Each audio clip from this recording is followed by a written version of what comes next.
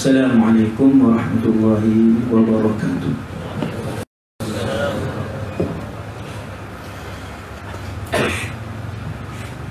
A'udzu billahi minasyaitonir rajim.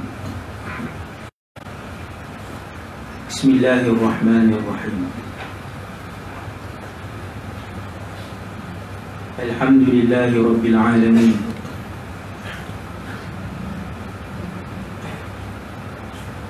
Wassalatu wassalamu ala asyrafil anbiya'i wal mursalin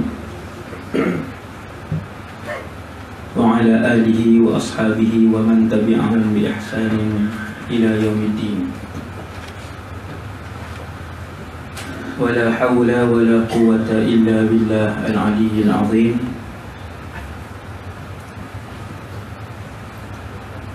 Wa la hawla wa la quwwata illa billah al-'aliyyil 'azim. ولا حول ولا قوة إلا بالله العلي العظيم. أما بعد. Kursi majlis,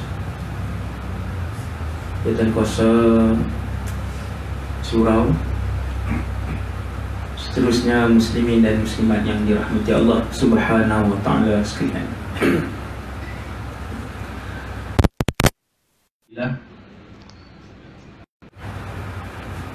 Syukur pada Allah Subhanahu wa ta'ala dapat berada dalam majlis ilmu di rumah Allah untuk sama-sama kita melihat khazanah dari hadis Nabi sallallahu alaihi wasallam yang dibongkarkan oleh Rasulullah untuk umat yang sangat disayangi oleh Nabi sallallahu alaihi wasallam.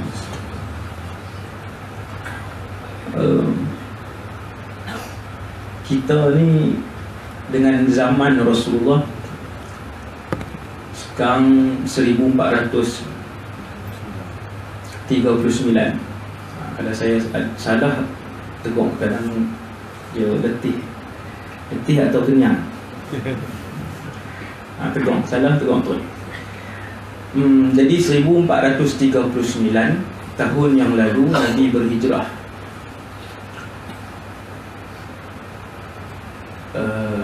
Selepas 10 tahun berhijrah, Nabi wafat. Selepas 10 tahun berhijrah, Nabi wafat. Kalau orang tanya kita, sudah berapa lamakah Rasulullah wafat? Sudah berapa lama Rasulullah wafat? 1439 campur 10 ke tolak 10? Tolak. Tolak 10. 1400 betul tak? Tolak 10. 1429 tahun yang lalu Rasulullah wafat. Bila baca sirah, semua orang yang mendalami sirah, yang setiap hari baca sirah, dengar ceramah maulid, kalau boleh, kalau Allah Ta'ala bagi hidup dengan Nabi sebulan cukup lah. Teringin tengok luar biasa akhlak Nabi. Semua orang teringin untuk Allah berikan kesempatan bersama dengan Rasul yang hebat ni, Rasul kita Nabi Muhammad sallallahu alaihi wasallam. Saya nak sebut malam ni tak keluar tajuk ni kaitan dengan tajuk. Bahawasanya keinginan dan kalau ada orang yang bercita-cita untuk hidup bersama dengan Rasul itu, kita masih lagi ada harapan untuk berhidup bersama dengan seorang Rasul. Tetapi dia bukan Nabi Muhammad, dan dia adalah juga Rasul Ulul Azmi. Dari segi ranking dia yang keempat. Rasul Ulul Azmi ada 5. Rasul Ulul Azmi ada 5. Tuan-tuan balik tanya anak-anak masing-masing, ni raja rumah, homework. Ni banyak benda ni. Itu yang pertama. Balik tanya, anak-anak kenal tak Rasul Ulul Azmi yang 5 orang? Ranking yang keempat ialah Nabi Isa ibn Maryam alaihi salatu wassalam. Nabi ini yang menarik, sangat menarik, ialah Nabi ini belum wafat. Itu yang menarik. Dia belum wafat. Dan yang keduanya, dia akan turun. Dan yang ketiganya, dia akan hidup bersama dengan umat Nabi Muhammad sallallahu alaihi wasallam. Hidup dengan umat Nabi Muhammad berdasarkan ayat Al-Quran dan juga hadis Nabi yang pelbagai, dan zaman itu belum lagi berlalu. Ayat Quran yang cerita tentang Nabi Isa di langit. Malam ni Nabi Isa di mana? Di langit lah. Tuan-tuan jangan bayang langit itu awan putih, lepas tu dia hidup berjalan, bila dia berjalan tenggelam dalam awan tu. Yang tu Goku. Ni langit ni alam yang Allahu Rabbi, luas, sangat luas. Alam Nabi Isa sekarang sampai malam ni sedang berada di langit yang kedua. Hidup. Tubuhnya boleh disentuh macam ni. Dan benda yang sangat menggembirakan saya ialah, kata Rasulullah, Isa itu akan turun ketika mana seluruh alam ini tidak lagi dapat berlawan dan berdepan dengan Dajjal laknatullah alaih. Waktu tak boleh buat apa dah tu. Waktu tu dia turun dengan jasadnya. Rasul tuan-tuan boleh akan datang satu zaman kita hidup dengan Rasul. Kita lalu tepi kedai tengok dia beli nasi lemak kan, nasi dagang lah sini, beli nasi dagang Nabi Isa, ya, Masya Allah. Tuan-tuan, akhlak dia hebat lah. Rasul Ulul Azmi, akhlak dia hebat, handsome tu tak tanya lah. Memang semua Rasul tampan dan semua Rasul bersuara merdu, dan kesemua Rasul bertubuh sasar banyak. Jadi boleh tengok Rasul kita ni, kerana penceritaan Quran dan hadis itu yang Nabi kata dia akan turun selama 40 tahun. Bukan 3 hari. Oh 3 hari jenuh bersalam lah. Kan, jenuh beratung lah, nak salam. 40 tahun. Subhanallah. Bahkan dia akan berkahwin dan beranak pinak. Tu yang lagi beruntung tu wanita yang menjadi isteri Nabi Isa. Subhanallah. No? Yang umur 50 tak boleh berangan dah. Kan? Sebab tak dan lah. Kan? Wallahu a'lam lah, wallahu a'lam. Tuan-tuan yang dirahmati Allah SWT sekalian, Nabi Isa versus Ya'juj wa Ma'juj, sebenarnya Nabi Isa dia tak lawan pun. Tajuk tu sajalah, kan, nak bagi gempak sikit. Tak lawan. Kenapa tak lawan? Selepas musuh bergabung, keluar Imam Mahdi. Bila sebut Imam Mahdi ni rasa dekat zaman dia. Saya tak mau cerita tu. Imam Mahdi tu kita ada lagi Imam Mahdi, tapi belum lagi Imam Mahdi tajuk dia 2 jam. 2 jam tajuk Imam Mahdi. Zaman itu ada 2 makhluk jahat dan 2 makhluk baik. Imam Muhammad bin Abdullah Al-Mahdi, Nabi Isa, yang ketiga Dajjal, yang keempat Ya'juj wa Ma'juj. 4 makhluk. 2 tersangat baik dan 2 tersangat jahat. Mereka ini hidup sezaman.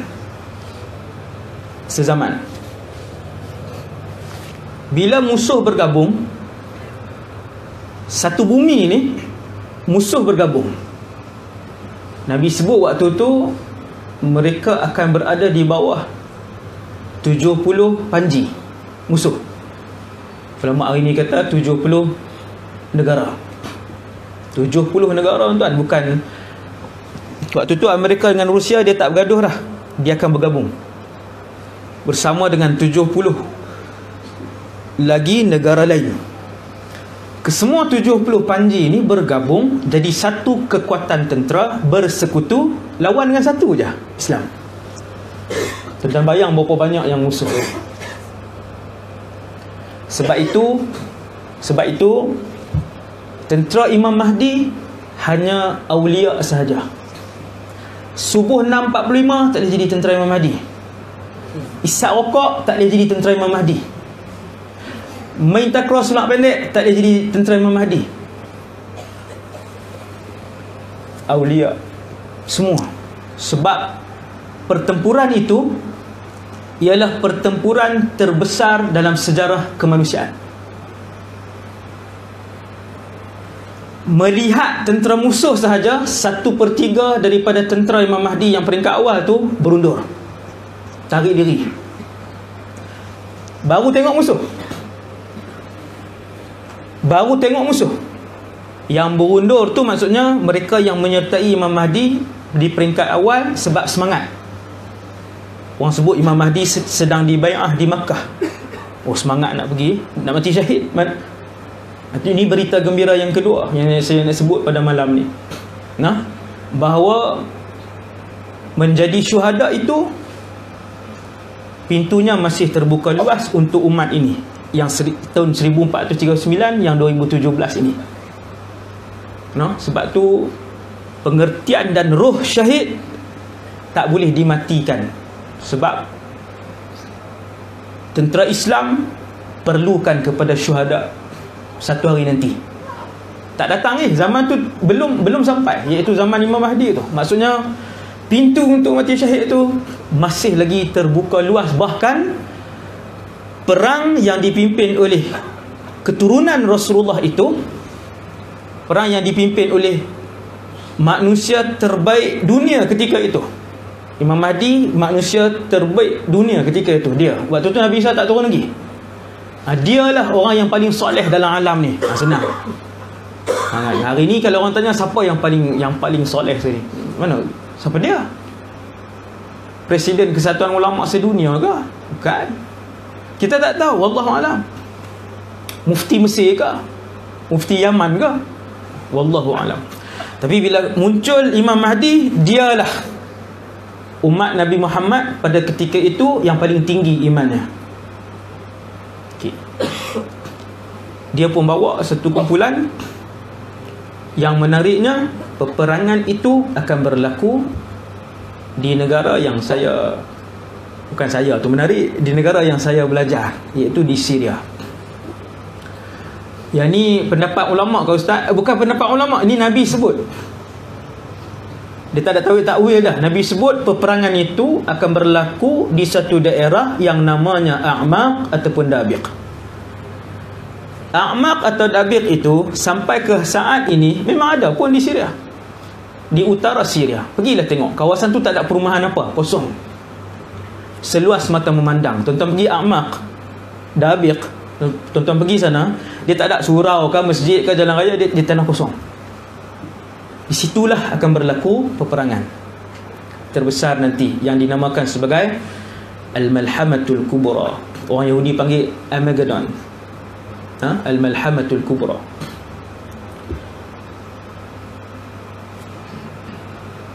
Pendek cerita, umat Islam menang.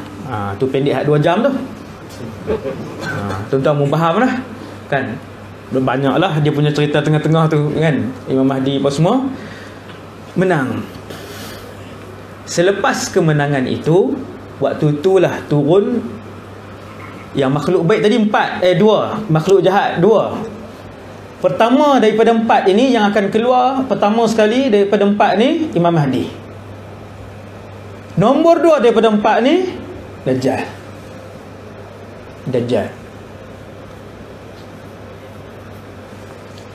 Keluarlah Dajjal ketika itu di Asfahan, Khurasan. Dajjal bukan tajuk malam ni. Dajjal dia tajuk lain, 2 jam. Tajuk asing. Saya pendekkan 2 jam tu. Keluarlah ketika itu Dajjal.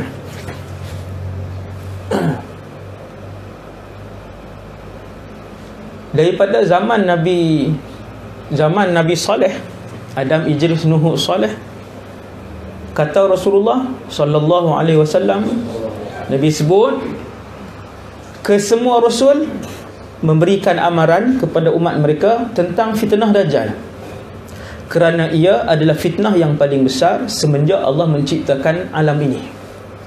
Sampai bila? Sampai kiamat.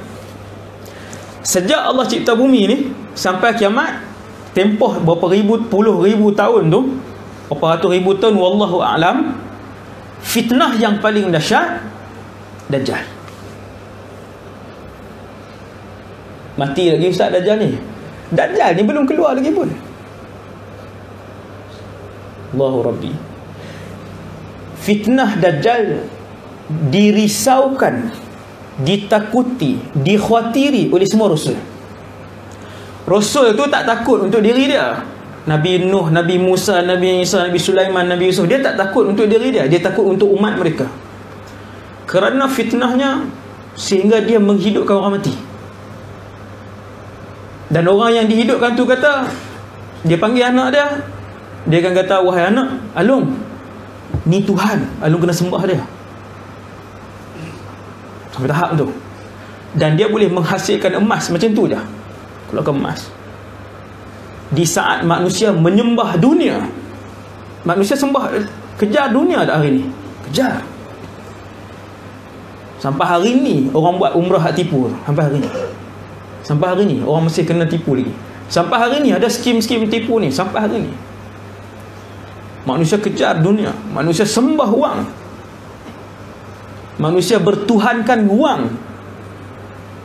RM10,000 pun dia sanggup berpisah dari ahli keluarga, bercerai-berai daripada suami isteri, berperang adik dan abang. Apatah lagi kalau Dajjal keluar, dia boleh hasilkan emas. Dia tepuk satu bahagian tanah, melambung-lambung emas.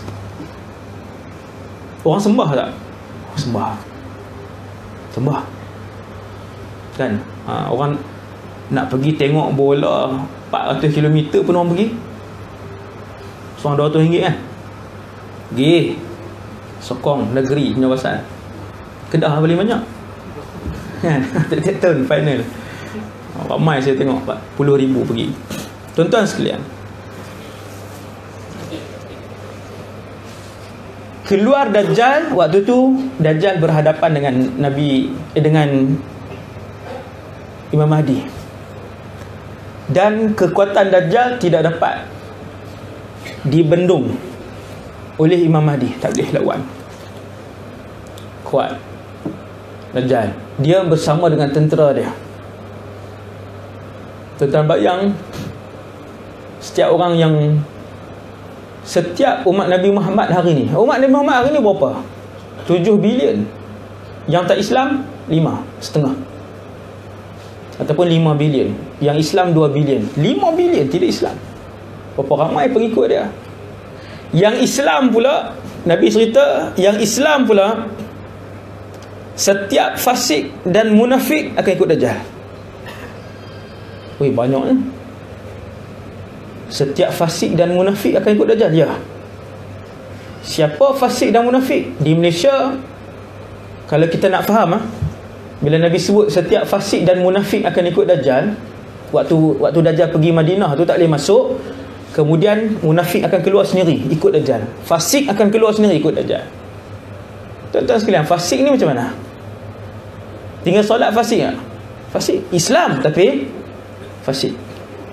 Berapa peratus di Malaysia yang tinggal solat? 80%. Kajian. Berapa belas kajian pun tuan-tuan buka di mana-mana universiti dalam internet, kesemua akan tunjuk rate yang tinggal solat di Malaysia 80 hingga 85. Berapa tuan-tuan yang tak selamat? Hasbunallah wa ni'mal wakil. Subhanallah. Subhanallah. Itu saya baru sebut kat tuan-tuan satu. Kalau saya sebut 10, saya sebut 2 kat tuan-tuan. Satu, solat. Dosa besar di Malaysia yang tadi 80% dah. Saya tambah kat tuan-tuan satu lagi dah. Zina di Malaysia. Zina di Malaysia 7 bintang. 7. Pondan pun ada pusat zina, pusat ni. Bukan kata yang perempuan tulis ni, yang Pondan, yang maknya pun ada dia punya rumah urut dia ni. Dia pun jual juga. Di Malaysia zina ni 7 bintang.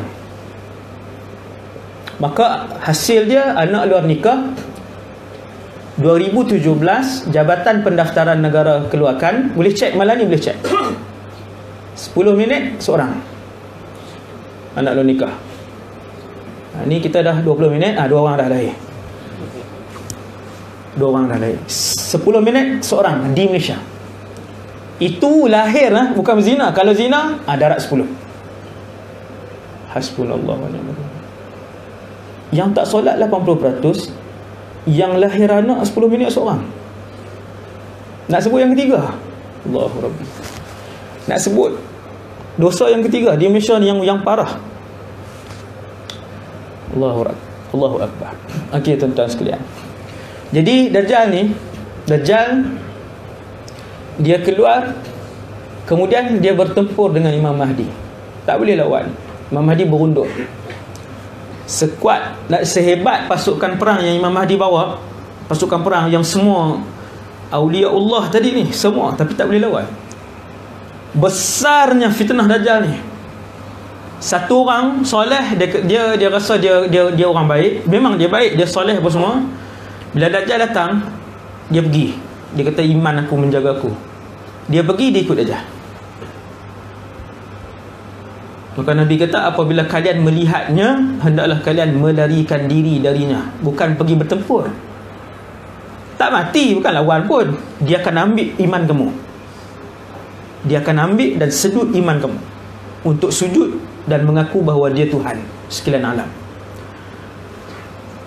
Yang selamat mereka yang mengamalkan surah Kahfi. Hari ni tak baca. Selalunya saya baca kan? Selalu kita baca. Bacalah tuan-tuan. Ni nasihat saya daripada dalam hati saya kan? Tuan-tuan amalkan pagi dan petang, 10 ayat terawal dan 10 ayat terakhir, iaitu ayat 1 hingga 10, ayat 101 hingga ayat 110. Pagi baca, petang baca. Tuan-tuan ajak anak-anak baca. InsyaAllah selepas 40 hari tuan-tuan akan nampak perubahan. InsyaAllah. Okey, stop yang tu. Kemudian Dajjal dia serang tentera Imam Mahdi, berundur sampailah masuk ke dalam sebuah masjid. Masjid tu juga di Syria. Ni pendapat ulama kot ustaz, bukan pendapat, ini Nabi sebut terus nama tempat tu. Nabi kata Dimashq. Yanzilu Isa bin Maryam indal manaratil bayda syarqiyya Dimashq baina mahrudatain wadi'an yadaih baina ajnihati malakain. Hadis tu.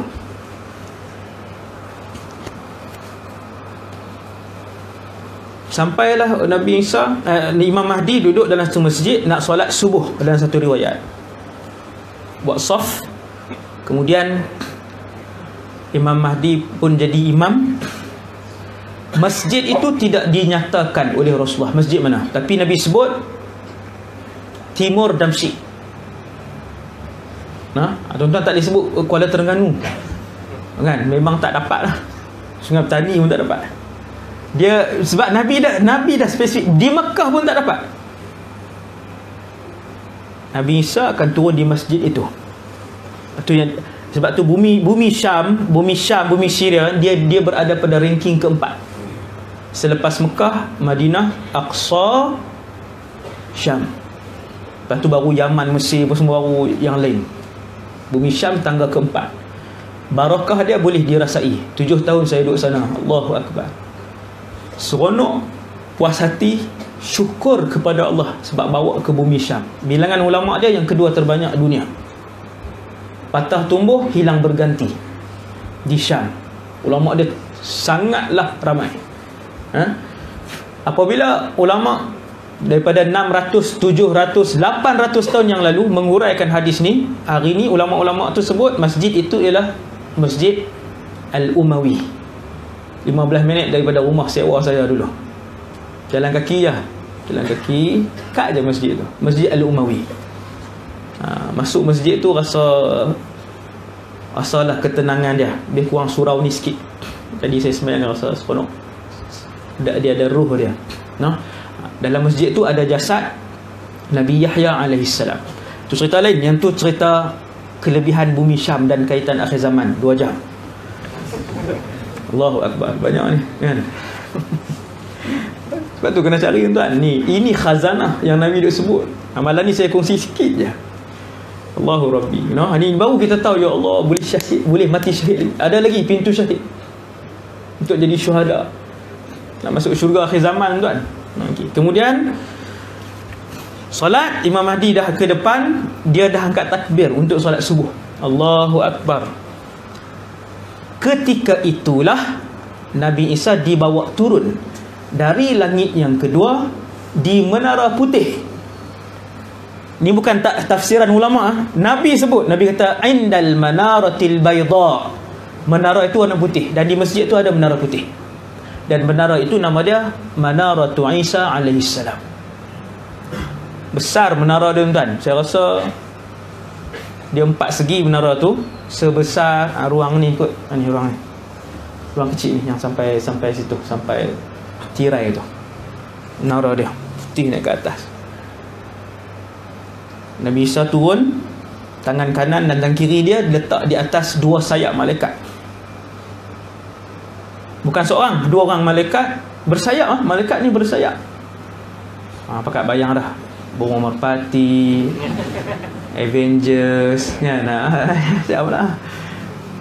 Rasul sebut, Nabi kita sebut, Isa ibn Maryam meletakkan kedua-dua tangannya di atas sayap 2 malaikat. Baina mahrudatain, dan dia memakai jubah yang 2 lapis. Tuan-tuan tengok ulama Yaman, ulama Syam, ulama Syria, ulama Mesir kan, dia pakai jubah. Dalam jubah ni, lepas tu dia pakai satu lagi yang kut tu. Tu dia panggil mahrudah. Mahrudatain ni 2 lapis jubah tu. Rupanya yang tu memang pakaian kita nampak bila ulama pakai kan, dia nampak masya-Allah lah, nampak gah. Dia pun turun. Waktu Nabi Imam Mahdi dah angkat takbir, waktu itulah Nabi Isa turun. Dia berjalan masuk ke dalam masjid. Yang geng yang lambat sikit angkat takbir ni, apa betul kan pelekat yang baru duk tengok soft apa semua ni, yang tu lah, yang lambat sikit, dia orang paling belakang, keluar daripada mulut mereka Isa bin Maryam. Ulama sebut, ulama analisis hadis. Setiap hadis ulama analisis. Setiap hadis.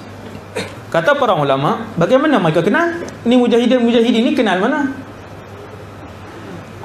Adakah mereka pernah bermimpi? Tidak. Adakah mereka pernah berjumpa? Tidak, walaupun sehari. Jawapan dia, kata para ulama, kerana kesemua mujahidin ini adalah di kalangan penuntut ilmu.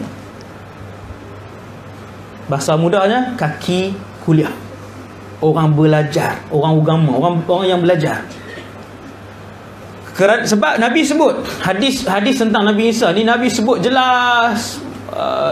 Nabi Isa ni mukanya macam mana, rambutnya panjang, dia pakai baju 2 lapis, mukanya seperti baru keluar daripada bilik mandi, bukan nampak muka bersih kan. Maka bila yang kumpulan yang lewat sikit kata takbir ni, depa tengok di belakang, mereka tengok Isa bin Maryam, Nabiullah. Depa menjerit lah, bukan menjerit kuat, maksudnya terkeluar perkataan tu, Nabi tu kan. Rasul turun ketika itu, di subuh itu. Jadi bila dengar Nabi Isa turun, Imam Mahdi sudah qiyam, dia pun berundur ke belakang. Kemudian Nabi Isa pegang bahu dia. Ni hadis hadis sahih, kesemuanya hadis sahih. Fadafa'ahu ila al-amam. Kata Rasulullah, Nabi Isa pun tolak Imam Mahdi ke depan. Maksudnya pergi jadi imam balik. Ba'dukum a'immatu ba'd. Sebahagian dari kamu menjadi imam kepada sebahagian yang lain. Takrumatullah li hadhihi al-ummah. Kemuliaan Allah. penghormatan daripada Allah untuk umat ini. Nak bagi tahu mulianya umat ini. Subhanallah. Umat Nabi Muhammad sallallahu alaihi wasallam. Ketika seorang rasul ulul azmi turun, yang menjadi imam ni selalunya yang paling mulia. Sebab tu dalam peristiwa Mi'raj, Isra, bila berhimpun semua rasul, yang menjadi imam Rasulullah, kerana dia penghulu segala nabi dan rasul. Daripada situ ulama kata kita faham kerana Rasulullah itu penghulu, dia yang paling mulia, imannya yang paling tinggi, ketakwaannya yang paling hebat, kedudukannya yang paling dekat dengan Allah. Sebab dia jadi imam. Bila Nabi Isa turun, Imam Mahdi yang alim ni, warang alim, dia tahu ini rasul. Dulu rasul, dia seorang rasul ulul azmi, dia berundur ke belakang. Ni orang reti. Dan kalau tak reti, dia berebut nak jadi imam. Sakit, dah 3 tahun dah tak boleh bangun. Bagi kat orang lah. Nak juga kan, nak cakap pun tak boleh kan. Bila kita tanya macam mana Tuan Imam ni, Tuan Imam sakit lama dah, nak lepas ke? Beritahu tak mau. Hasbunallahu wa ni'mal wakil. Jadi yang reti, orang reti yang soleh ni, bila dia tahu ada yang lebih layak, dia berat ke belakang. Nabi Isa sebut, kalian adalah umat yang dimuliakan oleh Allah. Walaupun aku ada, kalian akan jadi imam. Maka Imam Mahdi lah yang akan mengimamkan solat setiap kali solat. Imam Mahdi tetap Imam Mahdi. Hebatlah Imam Mahdi, memang keturunan Rasulullah. Sebab tu Ahlul Bait ni tuan-tuan, di akhir zaman ni ada satu grup membenci Ahlul Bait. Jaga-jaga dengan grup ni. Dia rajin bid'ah orang. Grup ni kan, ni bid'ah maulid, bid'ah ada unsur syirik, selawat syifa bid'ah ada unsur syirik. Ni grup ni terkenal, grup ni dalam TV pun ada sebagainya. Bahaya, jauhkan diri kita dan anak-anak kita daripada kumpulan ini. Dan mereka membenci habaib. Tengok macam mana dia hurai habaib. Habaib ni bukan senang-senang pergi beli di pasar 1,500 lepas tu dapat habaib. Dia mesti ada pengesahan dia itu keturunan Rasulullah. Kenapa kamu membenci? Saya bila tengok, saya takut dengan kumpulan ni kan, sebab dia membenci Ahlul Bait. Kemudian solat. Habis solat, Nabi Isa pun berjalan menuju ke sebuah pintu masjid itulah, menuju ke sebuah pintu, dan kemudian dia pun buka pintu tersebut. Nabi Isa pun buka pintu masjid tersebut. Ternyata bila buka, Dajjal sedang berdiri. Mata dua tuan-tuan, jangan tuan-tuan dengan bayang mata satu. Tu cerita apa filem banyak kan, pakai dia buat mata satu. Bukan, dia mata dua. Cumanya mata kanannya buta. Hodoh mukanya kan, hodoh, buta. Yang kiri ni boleh lihat tapi dia terkeluar sampai sini. Boleh lihat tapi dia terkeluar sikit di sini. Badannya besar, rambutnya kerinting panjang, macam Moana pula kan. Okey. Bila buka pintu, dia berdiri di depan tu. Di belakangnya ada tentera elit yang dia selalu bawa, 70,000 Yahudi di Asfahan ataupun di Khurasan, Iran. Dua-dua nama tempat yang Nabi sebut itu di Iran. Daripada dua negeri ini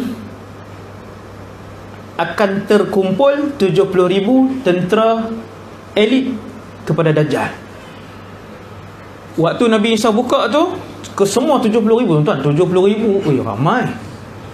Bukan boleh muat macam ni. Ni baru 200 orang ni kan, 300-400 orang kan. 70,000 duduk di belakang dia, ramai tuan. Dan itu tentera kanan. Tetapi apabila melihat Nabi Isa ibn Maryam, maka seluruh inci tubuh Dajjal bergetar dan ketakutan. Sebab dia berhadapan dengan Nabi Isa. Nabi Isa ni semua orang tahulah memang Rasul yang hebat.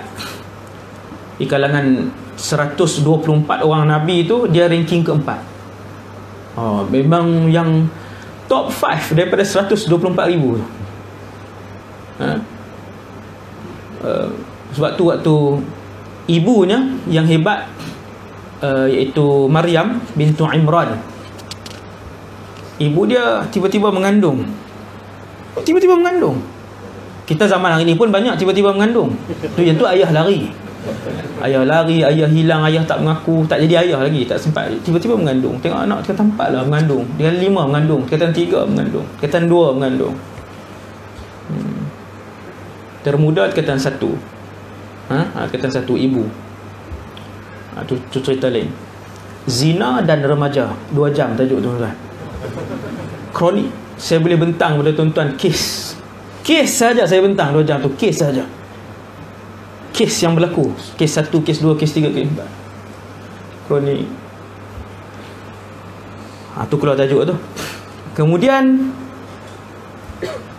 bila dah perut makin membesar, Maryam binti Imran ni dia tak boleh terima benda tu. Tuan-tuan, itulah satu-satu kes dalam alam ni. Itulah satu-satu kes wanita yang melahirkan tanpa suami. Isteri Nabi Adam pun dia ada Nabi Adam, Hawa alaihassalam. Dia ada Nabi Adam. Mana ada satu-satunya kes pertama dan terakhir sampai sakit Sayyidatuna Maryam. Sakit tuan-tuan, mengandung dan ada anak, ada isi. Malaikat datang beritahu, wahai Maryam, Allah uji kamu. Dia pun asingkan diri. Setelah melahirkan anak, dia bawa balik ke kampung. Semua orang kampung kecam, sebab Maryam ni keluarga orang soleh. Mak dia solehah, ayah dia soleh, atuk atas pun semua keluarga orang soleh. Wahai Maryam, keluarga kamu semua soleh, semua baik. Tak sangka kamu buat kan. Orang nak fitnah, orang nak tuduh. Yang tu yang paling sensasi, yang tu yang like paling banyak kan. Maryam mengandung tanpa suami, kemana suaminya menghilang, yang tu like banyak kan? Allahu Rabbi. Jadi Sayyidatuna Maryam waktu tu dia Allah ilhamkan kepada dia, tunjukkan kepada bayi tadi. Maka Nabi Isa yang dalam buai tadi ni, dia pun bercakap. Ada beberapa orang bayi yang bercakap, beberapa orang, antaranya bayi Juraish tu satu, yang kedua bayi Ashabul Ukhdud, parit api gergasi yang kesemua dilontar masuk dalam tu yang bayi yang kedua. Yang ketiganya Nabi Isa. Yang keempat anak Masyitah. Anak Masyitah. Tu bayi. Ada 4 orang. Yang lain saya tak ingat. Bila ibu dia tunjuk kepada seorang bakal Rasul ini, dia nama Irhas. Benda luar biasa yang berlaku kepada bakal Rasul, nama dia Irhas. Kalau berlaku kepada Rasul, nama dia Mu'jizah. Kalau luar biasa tu berlaku kepada orang soleh, nama dia Karamah. Bila ibu dia tunjuk, bila orang ramai tanya, semua tekan, memalukan keluarga, malukan kampung ni, tak, kamu buat benda terkutuk semua. Sedang Maryam dia tunjuk kepada buai itu. Orang kampung kata, nak suruh cakap dengan budak ni. Maka ketika itu Allah SWT izinkan Nabi Isa bertutur, Inni Abdullah. Sesungguhnya aku ialah hamba Allah. Dia bercakap bayi, tapi bercakap dengan bahasa orang dewasa, bukan bahasa Arab lah, tapi ini terjemahan sebab Al-Quran bahasa Arab kan. Inni Abdullah, sesungguhnya aku ialah hamba Allah. Ataniyal kitab wa ja'alani nabiyya, aku akan diberikan kitab dan aku akan dilantik oleh Allah menjadi nabi. Dia bertutur ni, Allah rakamkan ucapan itu dalam surah An-Nisa ayat 157 hingga ayat 158. Tuan boleh balik tengok, ayat ni baru seronok baca Quran dah. Ni sambil belajar tafsir. Tuan pun tengok balik surah Nisa 157 158 kan. Surah Maryam ayat 29 hingga 32. Maryam. Kemudian bayi yang bernama Isa tu tadi, dia bercakap lagi, dia kata, wa ja'alani mubarakan. Allah memberkati aku di mana sahaja aku ada. Tuan-tuan, baru bayi berkat dah, sama macam Nabi Muhammad. Keberkatan para rasul ni, Nabi Muhammad pun begitu. Daripada dia lahir tu, barakah dah kampung Halimatus Sa'diyah. Barakah, satu rumah tu barakah. Aku dijadikan oleh Allah penuh keberkatan di mana sahaja aku berada. Wa awsani bis salah. Dan Allah memperingatkan aku untuk tidak meninggalkan solat. Tajuk solat, tuan, tajuk solat. Solat kunci. Solat kunci. Anak tuan-tuan nak nakal macam mana pun, solat. Budak kalau solat, insya-Allah dia punya jahat dia bersempadan. Dia solat tu macam buat had dekat dia macam tu. Tuan-tuan tengok budak kalau dia solat sendiri tanpa disuruh, tuan-tuan akan tengok nakal dia bersempadan, jahat dia bersempadan. Allah pelihara sebab solat. Sebab tu Nabi Ibrahim pesan solat Nabi Isa waktu duduk dalam buai tu. Jagalah solat, tuan-tuan. Dan anak-anak, dan anak-anak. Wa ausani bis salah waz zakah ma dumtu hayya. Selama mana aku hidup, wa barran biwalidati, buat baik kepada ibu aku. Ini semua ni rukun lah. Walam yaj'alni jabbaran syaqiyya. Kemudian Nabi Isa pun, kita kembali pada saat tadi ni, buka, Dajjal tengok bergetar. Maka Dajjal dia tak lawan dengan Nabi Isa. Dia tengok tu pun dah seluruh tubuh dia bergetar dah. Maka dia lari sekuat hati. Dan kepantasan dia bergerak ialah seperti awan yang ditiup angin kencang. Angin kencang ni, tuan-tuan, kereta pun dia boleh angkat melambung-lambung. Tuan-tuan boleh tengok dalam YouTube angin kencang, boleh ambil iktibar. Orang Islam ni bila dia tengok, dia ambil iktibar. Dahsyat angin kencang ni, berlambung, kereta pusing-pusing naik ke atas. Pusing berapa saat jatuh. Kuat angin. Jadi Nabi kata Dajjal ini kelajuannya seperti awan yang dibawa oleh angin kencang. Dia pun lari bersama dengan tentera dia, kesemua lari. Syria, sini Palestin, sebelah-sebelah aja. Saya pun pernah sampai ke border tu, melihat Israel sebelah sana dan melihat Palestin. Maka dia pun lari ke sana bersama dengan pasukan, bersama dengan tentera dia, sampai di Palestin, di satu tempat Nabi sebut namanya Babul Lud. Sampai di tempat namanya Babul Lud. Di situlah, tuan-tuan boleh Google, boleh tengok di YouTube. Nak tengok kawasan Babul Lud tu macam mana, boleh ada dalam YouTube. Tapi kena tulis Arab lah, kena pandai tulis Arab. Sekali tulis Alibaba pula. Babul Lud, ba alif ba, alif lam lam dal, alif lam lam dal, Babul Lud. Ada gambar hari ni. Gambar hari ni. Memanglah ada tempat tu. Rasulullah sebut, takkan tempat tu fantasi. Dia memang ada tempat tu. Di situ Dajjal akan dibunuh oleh Nabi Isa alaihissalam. Mati. Habis Dajjal. Aman dah ke? Belum lagi. Dajjal dah dibunuh. Tentera dia yang tentera elit yang kuat ni, yang itu akan dibunuh oleh mujahidin. Yang dia ikut Imam Mahdi daripada awal bertempur . Pertempuran bukan satu, tuan. Pertempuran bukan satu. Yang paling besar Al-Malhamah Kubra itu. Sebelum tu ada lagi 1, 2, 3, 4. Tuan-tuan nak sampai ke satu alam, duduk bersama dengan Nabi Isa, hidup bersama Nabi Isa tu dengan Imam Mahdi ni, nak lalu yang fasa ni dulu. Fasa yang menguji iman ni. Yang fasa yang ada Dajjal satu, yang kedua perang besar tu.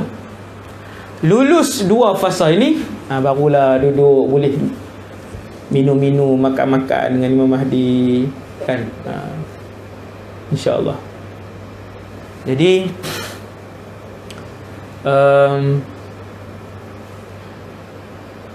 saki-baki tentera Imam Mahdi, kepung tentera yang elit tadi, waktu itulah batu-batu, pokok-pokok bercakap, wahai Muslim, datang, di belakang aku ada Yahudi sedang menyorok. Dulu waktu belajar di Syria, saya dihimpunkan video, tak silap saya 120 gig dalam apa yang besar tu orang panggil apa? Bukan pendrive. Hard disk. Zaman tu hard disk 120 gig saya himpun. Kau 60 gig, tapi banyak lah. Kita boleh tengok bagaimana remaja-remaja Palestin 10 orang bila bertempur dengan 20 tentera Israel yang pegang senjata, 20 ni akan lari. Lari, dia akan menyorok di sebelah bangunan macam tu. Dia cari pokok, dia cari batu, dia akan menyorok. Memang penakut. Yang tentera Palestin tu semua pegang batu je. Satu pistol pun tak ada, pegang batu je. Memang takut. Sampai zaman Nabi Isa nanti, mereka akan menyorok di sebalik batu-batu besar dan di sebalik pokok.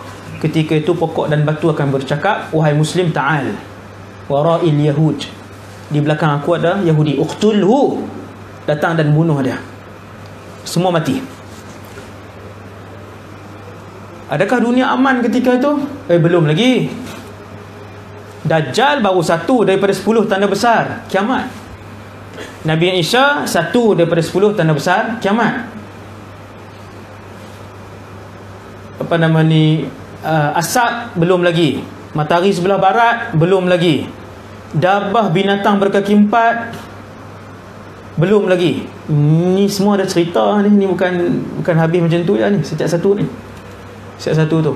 Maksudnya waktu Nabi Isa hidup tu, selepas Nabi Isa masih ada lagi 5-6 tanda besar kiamat yang belum berlaku.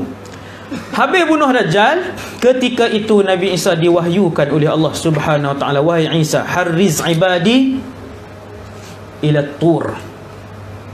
Wahai Isa, bawa semua hamba-hambaku pergi ke Tur, satu bukit yang tinggi. Kerana sekarang ini salah satu daripada makhluk-makhluk aku telah pun berjaya keluar daripada tembok mereka. Tu cerita Ya'juj Ma'juj tu. Tuan-tuan boleh nak berhenti ke apa? 8:30.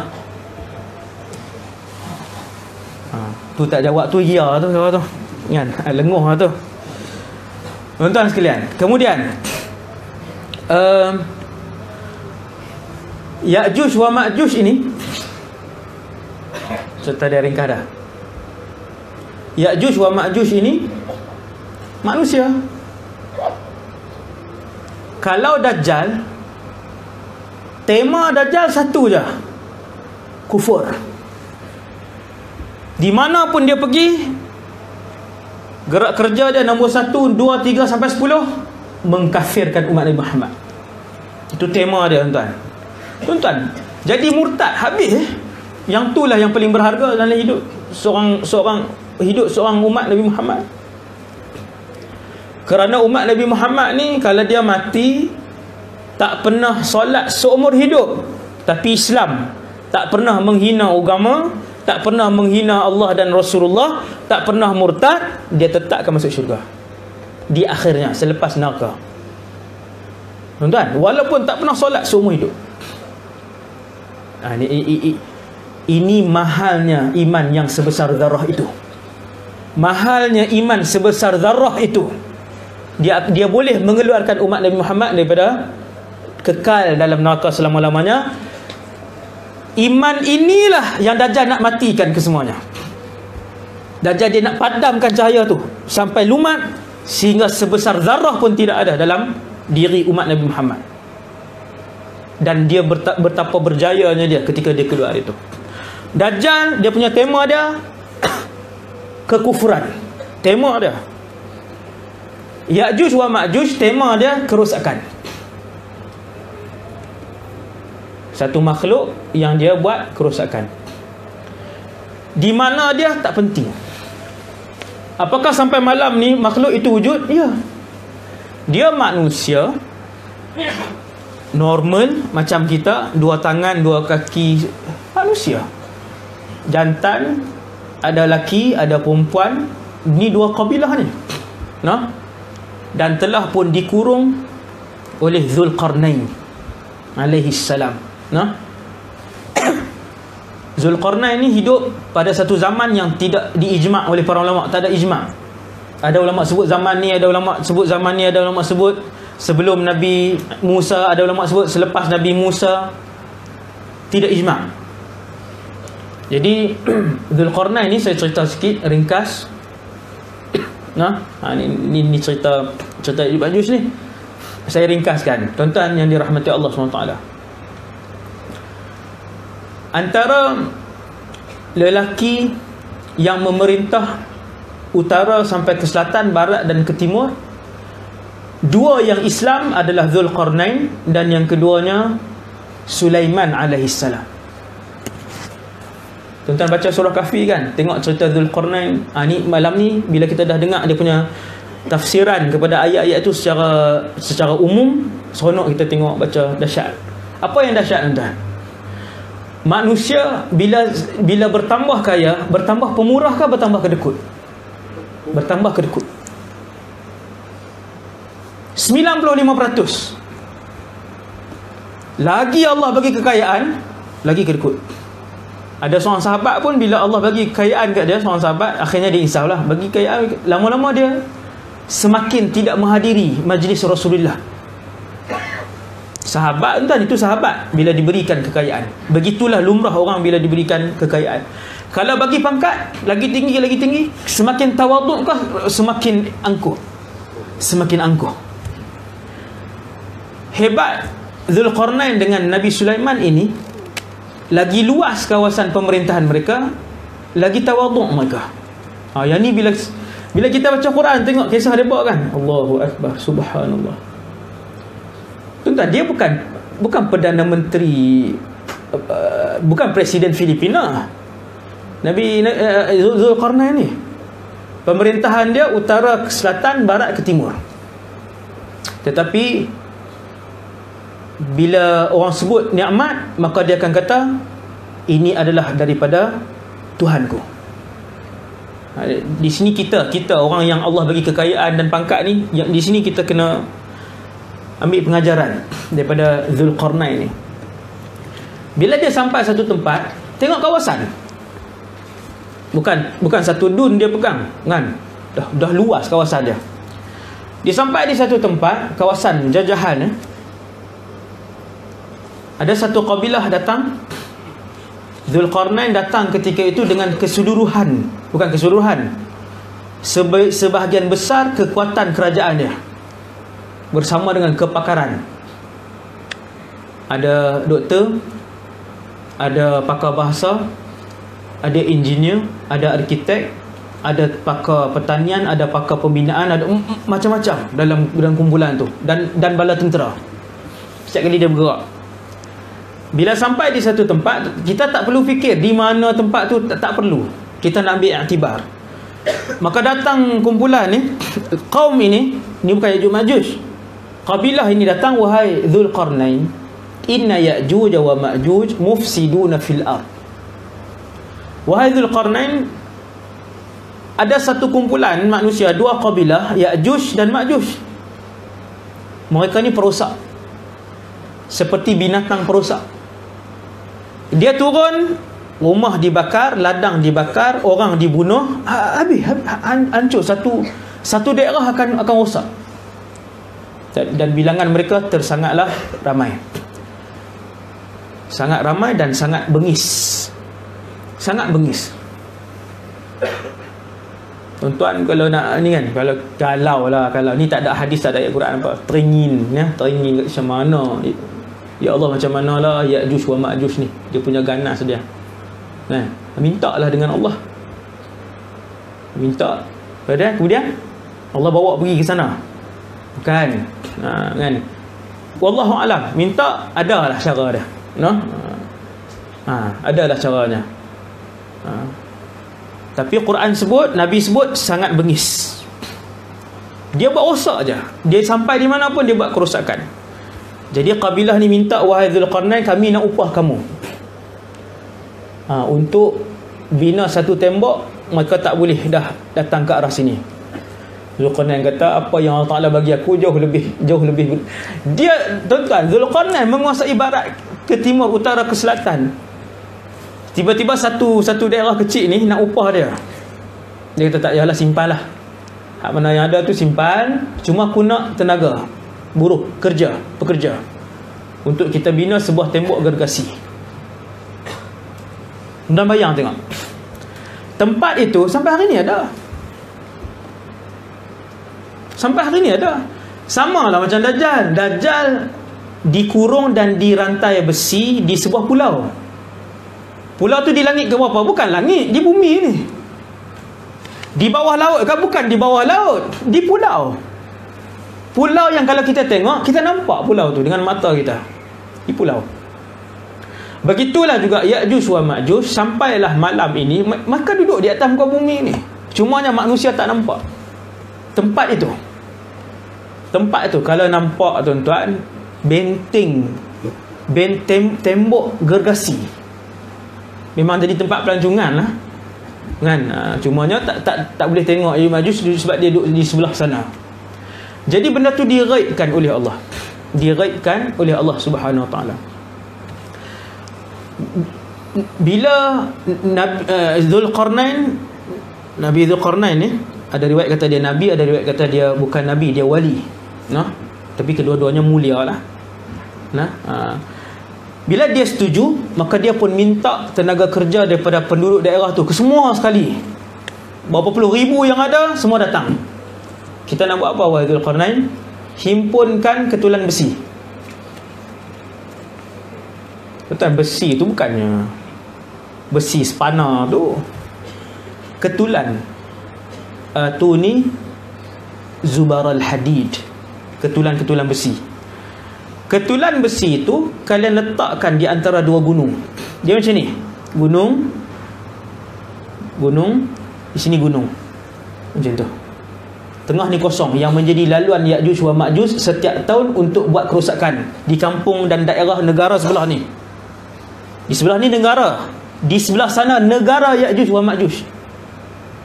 Teringin tak tuan-tuan? Tak teringin lah. Negara Ya'juj wa Ma'juj di sebelah sana. Di antara dua bukit ini, gunung ini, di antara dua gunung ini, di tengah-tengah inilah nak diisikan ketulan besi. Berapa tan tuan-tuan? Berapa juta tan besi yang perlu diisi di tengah ni? Bukan lorong sempit tuan. Ni luas ni. Jadi tuan-tuan bila baca ayat ni, apa teknologi yang digunakan oleh Zulqarnain untuk mengeluar dan menghasilkan besi sebanyak tu? Subhanallah. Memang dahsyat lah teknologi lah. Dia tak ada kena mengena dengan ya Allah turunkanlah besi pada kami, turun segunung. Tidak. Teknologi. Mereka keluarkan besi, hasilkan besi, ketulan-ketulan besi itu, himpun sehinggalah ketulan itu sama paras dengan dua bukit yang berada di sebelah kanan dan kiri. Sama paras. Banyaknya besi itu dihimpunkan, bongkah-bongkah besi itu sampai sama dengan paras bukit. Itu satu dah tak masuk akal dah. Yang memerlukan, kalau zaman hari ni perlu 10 tahun, 20 tahun lah nak buat tu. Dan yang keduanya, Zulqarnain diarahkan himpunkan tembaga pula banyak tu. Cairkan. Tuan-tuan nak cairkan dalam apa? Periuk. Tembaga nak cairkan dalam periuk. Akhirnya tembaga itu yang berapa juta tan itu dihasilkan, dicari dan dicairkan. Teknologi apa? Dahsyat. Sebab tu Allah SWT sebut dalam Al-Quran, mana-mana umat yang datang, bangsa kita ni, manusia yang datang, jangan rasa kamu yang terkuat, kerana umat-umat terdahulu lebih canggih dan lebih kuat daripada kalian. Kita hari ni kita perasan yang ni paling canggih. Tuan-tuan, tapi tuan-tuan tengok tinggalan umat-umat terdahulu. Macam Nabi Saleh, dia punya umat dia membina bandaraya dalam gunung. Rumah, supermarket, mahkamah, hospital dalam gunung. Tidak ada teknologi yang boleh buat zaman ni.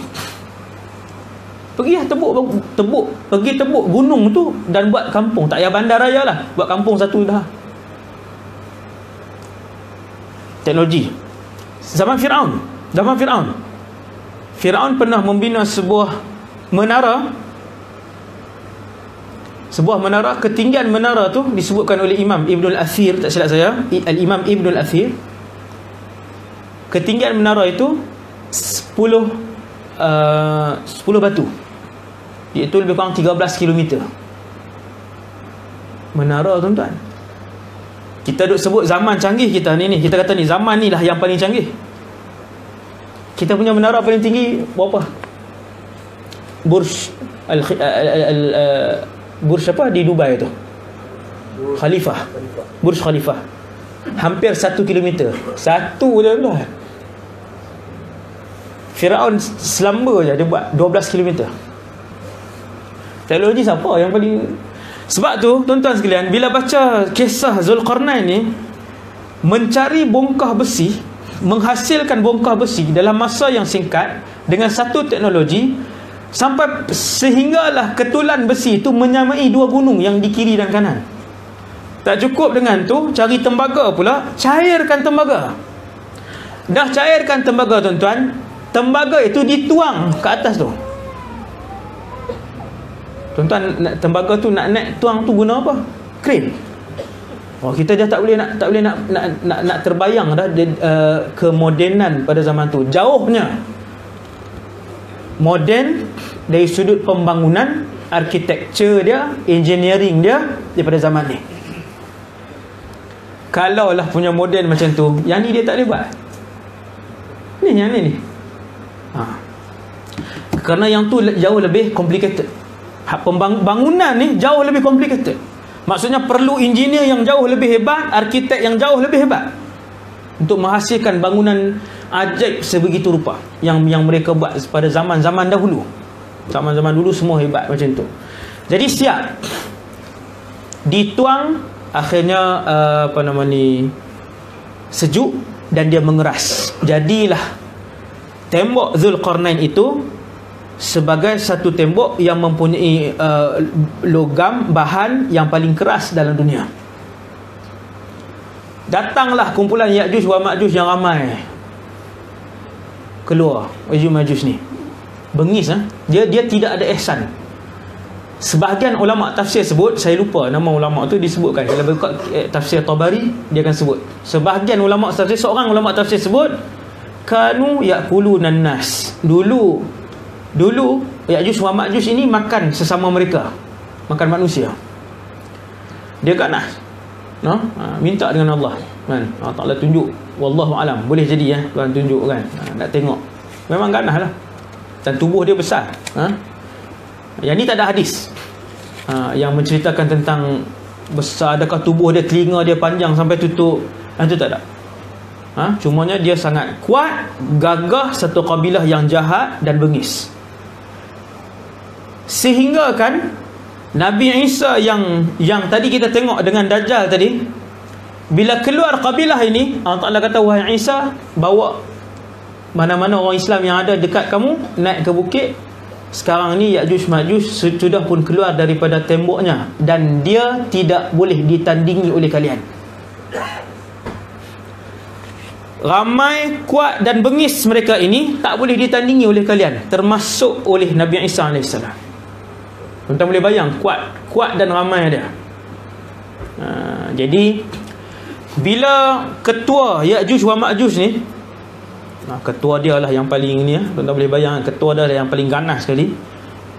Arahkan punya ganas depa ni, bila nampak tembok ini siap, tembok gergasi ni siap, ketua dia arahkan tebuk tembok ini. Sejak daripada zaman itu sampai ke hari ini, setiap hari mereka sedang menebuk tembok itu. Pada satu hari, Nabi di rumah Sayyidatuna Zainab binti Jahash, salah seorang isteri Rasulullah. Nabi terjaga dalam keadaan muka Nabi kemerahan dan berpeluh. Nabi kata, wailun lil Arab min syarrin qad iqtarab. Nabi kata, celakalah nasib orang Arab. Maksudnya hancurlah keadaan orang Arab. Satu kejahatan yang cukup dekat Isteri Nabi tanya, kenapa ya Rasulullah? Aku ditunjukkan oleh Allah, tembok Zulqarnain telah pun berlubang sebesar ini. Daripada zaman manakala pula dah. Zaman dulu kala sampai zaman Rasulullah sebesar ini. Nabi buat lingkungan begitu. Nabi buat macam tu. Nabi kata tembok itu telah pun dibuat lubang baru besar ni tuan. Dia tebal lah tembok tu, bukannya nipis ni, tebal. Dia orang buat lubang satu tempat baru besar ni. Dah boleh tengok ke arah sana. Cuma setiap hari bila nak balik, dah selesai buat lubang, bila nak balik, ketua dia akan kata, esok kita datang, kita sambung. Bila datang hari yang seterusnya, lubang itu dikembalikan oleh Allah. Tak selesai kan? Dah lah nak, yang tu logam yang paling keras di dunia, campuran di antara besi dan tembaga, logam yang paling keras kan? Setiap kali balik, esok nak sambung, semua geng Ya'juj Ma'juj, boleh bayang tengok muka mereka kan, muka tension lah kan. Semalam dah gerudi dah apa segala kan, dah sampai boleh tengok sana, jadi sambung balik. Sehinggalah Nabi Isa turun bunuh Dajjal. Waktu itu lubang sudah pun membesar. Ketika itu tuan dia kata, ketua Ya'juj Ma'juj kata, esok kita datang, insya-Allah kita boleh keluar. Esok kita datang, insya-Allah kita boleh buat lubang untuk keluar. Maka keesokan harinya datang, dan lubang itu tidak dipalam, tidak dikembalikan keadaan asal oleh Allah SWT. Waktu itulah keluar dengan begitu ramai, terlalu banyak bilangan mereka ini ya. Banyak lah bilangan mereka ni, sangat banyak lah.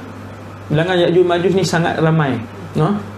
Sekira-kira kalau dia lalu tepi sungai, negara Ya'juj Ma'juj ni, warga negara dia, bila dia keluar hari tu, dia lalu tepi sungai, dia minum air sungai tu, kering. Yang ni bukan cerita 100 juta 200 juta ni, kering. Dah kering tu, bukan semua lagi minum. Datang lagi tentera dia yang belakang. Tentera dia kata, lah sungai ni dulu kawan kita yang di depan lah yang minum dulu. Tak habis lagi, yang belakang tak minum lagi. Berapa banyak tuan-tuan? Ya Allah, sungai tuan minum.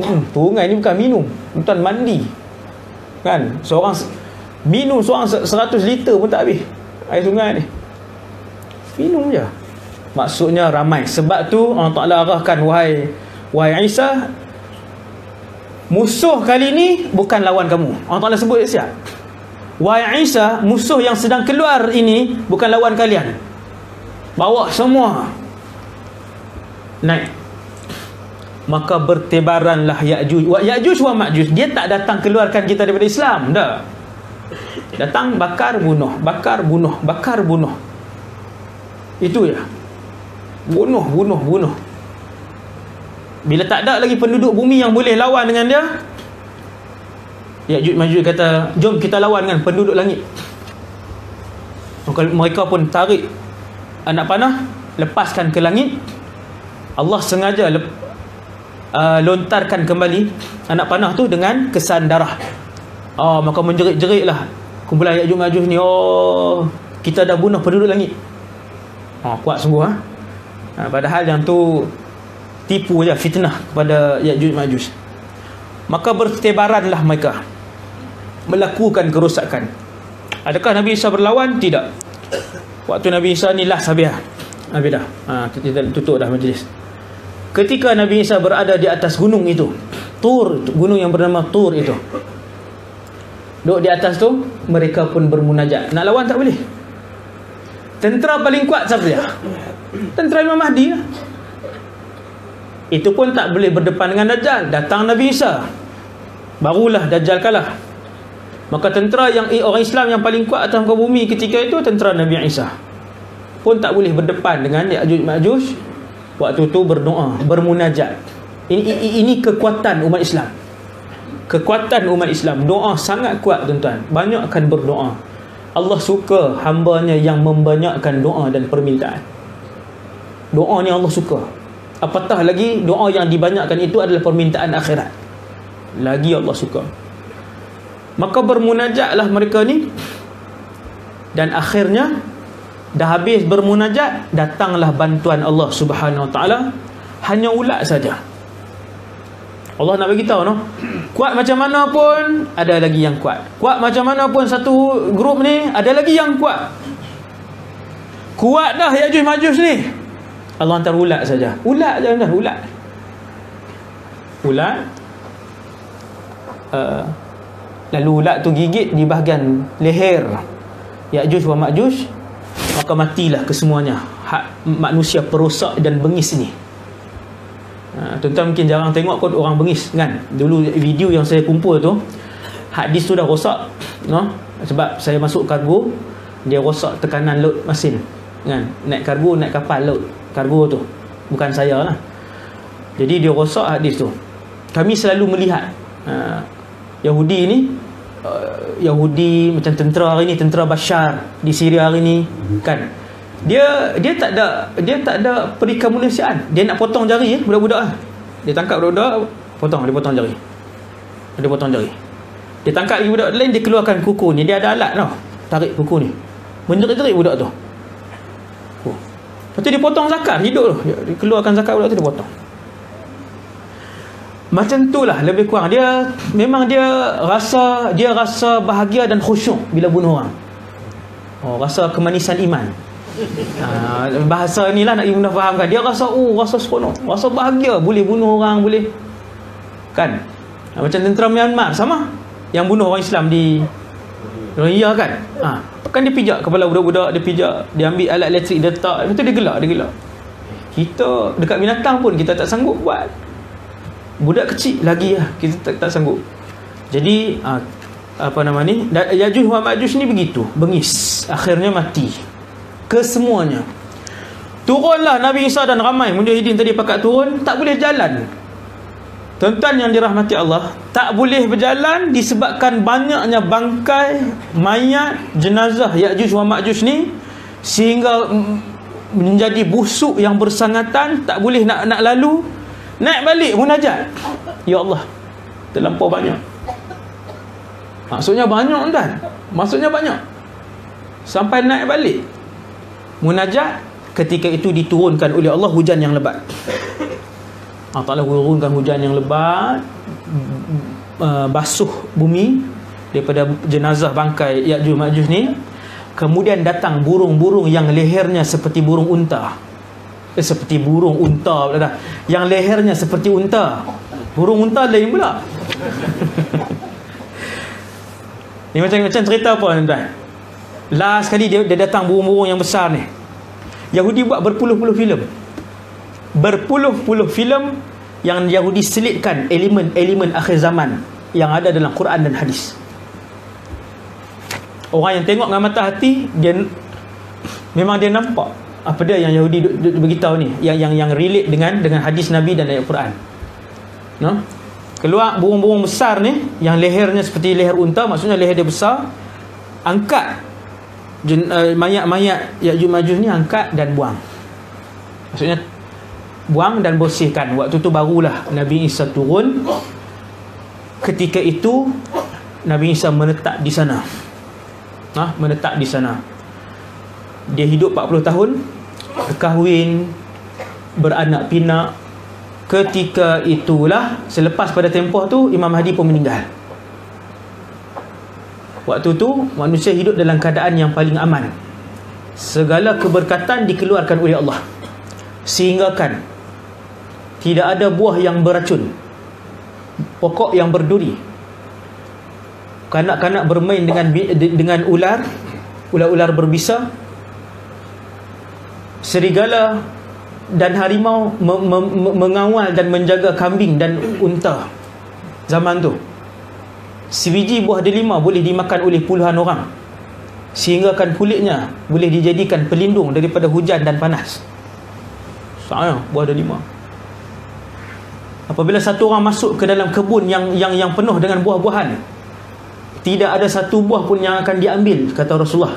Bahkan tidak ada satu ranting pun yang dipatahkan. Nak sebut kata zaman tu tak ada orang jahat. Kafir ada, tapi tak ada orang jahat. Zaman hari ni bukan kebun tu keranting tidak dipatahkan, buah dalam rumah orang ambil, pokok dalam pagar rumah orang itu orang curi. Punya tak ada keberkatan. Hilang keberkatan zaman ni. Tapi jangan risau, ini bukan kemuncak kepada zaman ini. Kita tengok Syria hari ni, padang jarak, padang terkukur. Betul ke padang jarak, padang terkukur? Betul. Tentang Syria hari ni ada 2 orang lagi, orang Malaysia di sana. Saya punya junior kan, bawah dia duduk 2 orang di sana. Satu-satunya negeri yang tidak hancur ialah Damsyik, ibu negara, parlimen semua situ. Pergi ke border, langkah satu tapak aja masuk negeri lain, padang jarak, padang terkukur.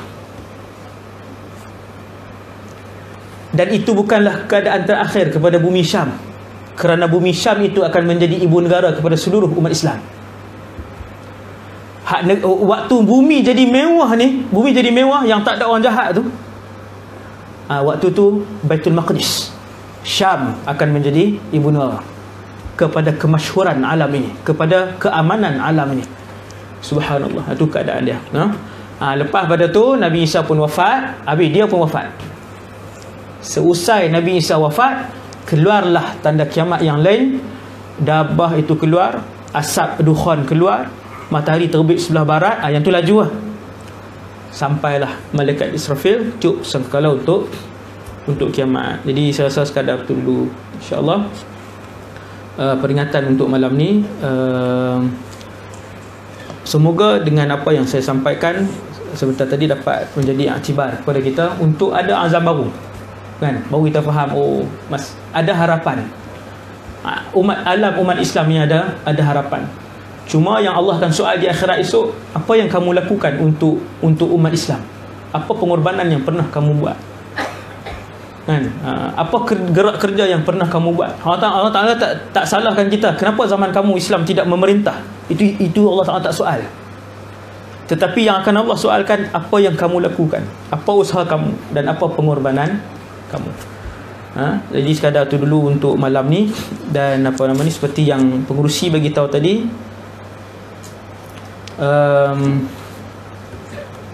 saya datang untuk misi dana Akademi Al-Habibul Mustafa, nama pusat pengajian yang akan saya bangunkan. Tanah dah siap, 4 ekar setengah kita beli, kita tambun. Asalnya payah bakau kan, kita ada tambun, dan alhamdulillah setahun setengah baru siap. Dan sekarang ni nak kumpul untuk naik bangunan yang pertama. Sejujurnya duit dah ada 100,000, dan bangunan yang pertama 300,000, lebih kurang 300 hingga 350,000, 2 tingkat. Jadi saya tour ni untuk inilah sebagai asbab untuk himpunkan dana tersebut. Yang lebih penting, yang lebih saya harapkan ialah doa. Tentang doakan Allah memudahkan saya jumpakan orang yang berhati, Abdul Rahman bin Auf, Uthman bin Affan ni. Kalau tuan-tuan kenal orang yang Allah amanahkan duit pada mereka ni, maksudnya tolonglah kan, war-warkan tentang pembinaan akademi saya ni. Di belakang ada tabung kan, belakang ada tabung, dan tuan-tuan boleh masukkan sumbangan ke dalam tabung tersebut. Dan saya juga nak cari pewakaf bulanan. Siapa yang sanggup, saya nak cari 1,000 orang. Sekarang ada 180, alhamdulillah. Telah hantar hampir 200 lah, satu grup. Mereka ni pewakaf bulanan ni, setiap bulan dia masukkan RM100 dalam akaun sekolah, dan saya himpunkan mereka dalam satu grup. Sekarang dah ada satu grup pewakaf. Allah telah hantar kumpulan ni 200 orang yang pertama, dan saya tour ke Terengganu ni nak cari 200 orang kumpulan yang kedua. Tuan sekalian, inilah usaha kita kan, jawapan kepada Allah SWT. Nak bangkitkan satu pusat pengajian ni, yang insya-Allah kita usahakan. Jadi siapa yang rasa berkemampuan, tak boleh RM100, 90 kan, RM99 kurang RM1 je kan, tak boleh RM90 ke RM80, Selama setahun je. Selama setahun, bukan sampai bila-bila. Selama setahun untuk kita naik 3-4 bangunan. Kan? Cukup lah. Naik 3-4 bangunan, selesai. Kan? Jadi borang ada di depan, tulis nama dan nombor telefon sahaja. Kan? Tak payah tulis yang lain, email tak payah. Nama, nombor telefon, boleh daftar, boleh tulis dengan saudara Zarifi. Dia bantu saya untuk tulis nama dengan nombor telefon tuan. Nama tu, semua nama tu saya akan masukkan duduk dalam satu grup tu. Dalam grup itulah maklumat-maklumat tentang perkembangan apa semua saya akan maklumkan di situ. Jadi yang tu saja. Dan buku ni kalau siapa nak, yang nak jadi penyumbang bulanan tu, bukan buku saya karang apa, buku tentang sekolah yang kami nak bangunkan ni. Ini tempat dia, peta dia, dan di sini ada gambar bangunan sekolah yang nak naik lah. Ini tanah. Ini ilustrasi dia. Yang ni bukan hiasan ni, memang bangunannya akan naik macam ni. Dia memang akan naik macam ni, dia memanjang macam tu. Tanah ni tepi sungai. Sungai cantik lah. InsyaAllah. Jadi buku ni siapa yang nak jadi penyumbang bulanan tu boleh ambil. Yang ada di belakang. Ada di belakang buku ni. Sekian dulu. Subhanakallahumma bihamdik, asyhadu an la ilaha illa anta, astaghfiruka wa atubu ilaik. Bismillahirrahmanirrahim. Wal 'asr innal insana lafi khusr illa alladziina aamanu wa 'amilus shalihaat. Bismillahirrahmanirrahim. Alhamdulillah wassalatu wassalamu ala Rasulillah. Allahumma 'allimna ma yanfa'una ya Allah. Ajarkanlah ilmu yang bermanfaat pada kami. Wanfa'na bima 'allamtana ya Allah. Manfaatkanlah ilmu yang Kau curahkan pada kami pada malam ni. Wazidna ilman wa amalan wa ikhlasan fi hayatina ya Allah. Tambahkanlah pada kami ilmu, amal ibadah dan keikhlasan dalam kehidupan kami. Ya Allah, ya Tuhan kami, kurniakanlah syahadah fi sabilillah dalam kehidupan kami dan anak-anak kami. Ya Allah, ya Tuhan kami, muliakanlah kami dengan syurga tanpa dihisab dan diazab, bersama dengan ahli keluarga kami, untuk melihat menatap zat-Mu ya Allah, berada di samping Nabi Muhammad sallallahu alaihi wasallam di dalam al-firdaus al-a'la. Sallallahu alaihi sayyidina Muhammad wa ala alihi wasallam. Alhamdulillahirabbil alamin. Assalamualaikum warahmatullahi wabarakatuh.